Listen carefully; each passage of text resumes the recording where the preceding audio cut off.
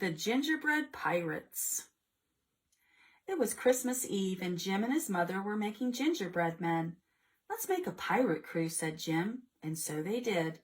The captain had a gingerbread cutlass and a peg leg made from a toothpick. Jim loved him best of all. "You'd better leave some pirates out for Santa Claus to eat," said his mother.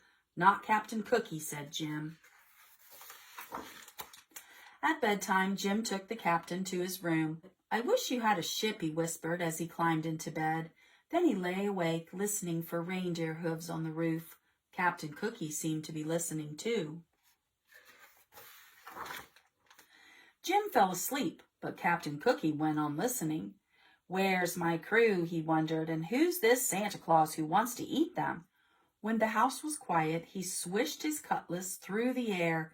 He tested his peg leg. Tap, step, tap, step, tap, step. He climbed down into darkness. Then he ran. Tap, step, tap, step, tap, step. He ran until he came to a cliff. He dropped his cutlass over it, then followed. He found his cutlass, and then another cliff. So he did it all again, one cliff after another, until he reached the bottom. Then Captain Cookie had a shock. A mouse was nibbling on his cutlass. "Why, it's half gone," cried the captain. He grabbed the cutlass and slashed at the air. "Oh, it's ruined," he moaned, and off he went. Stomp, tap, stomp, tap, stomp, tap. "Merry Christmas," called the mouse. "Christmas? What is that?" thought the captain. Then he turned a corner and saw something that astonished him. A huge tree with stars in its branches. "Ahoy there!" called a voice. Looking up, Captain Cookie saw two pirates climbing down towards him. "My crew," he thought.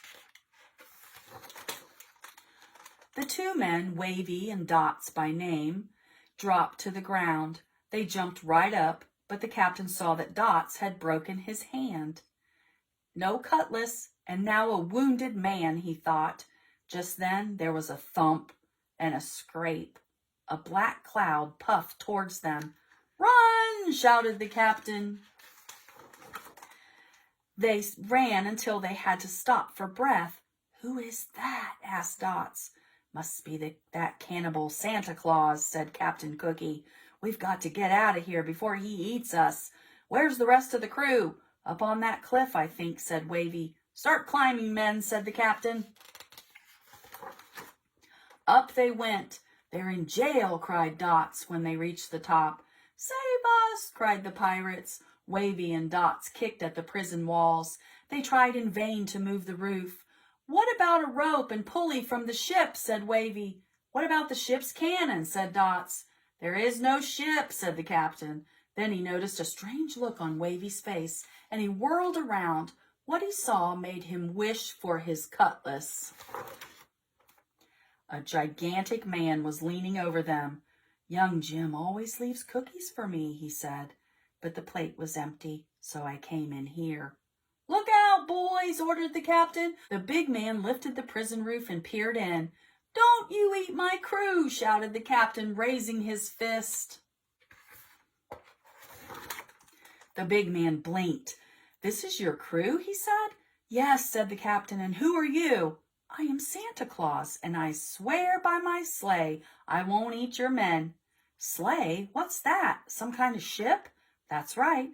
Swears by his ship. Can't be all bad, thought the captain. Still, he was suspicious. "What are you doing here?" he asked. "Why, it's Christmas." "Christmas," said Captain Cookie. "I wish somebody would tell me what that is." Santa Claus laughed. "Follow me," he said. "I'll show you a bit of Christmas." Back beside the starlit tree, the pirates watched as Santa Claus reached into an enormous bag. "What have you got there?" the captain began. "It's a ship," Wavy shouted, and the next thing Captain Cookie knew, his men were swarming its decks and rigging. "There's cannons and cutlasses," cried Dot. The sky glittered with stars. The captain rubbed his eyes. Real pirates, he thought, and a real ship. He turned to look back. "Merry Christmas," he called, but Santa Claus was already gone. On Christmas morning, Jim's mother found an empty plate on the mantel. "Looks like Santa Claus found the gingerbread men," she said. But Jim was admiring his presents. His favorite was the pirate ship and its pirate crew.